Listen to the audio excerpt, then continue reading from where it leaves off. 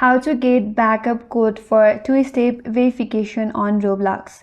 Hi everyone, this is Kate and welcome back to another video, and on today's video we will learn how we can generate backup codes for Roblox two-step verification on your mobile application. So without further delay, let's get started. First of all, open up the Roblox application and log into your account.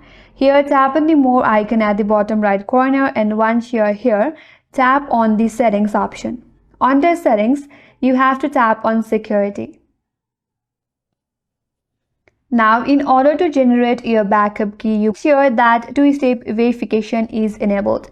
If your two-step verification is not enabled yet, you have to first of all turn on the two-step verification.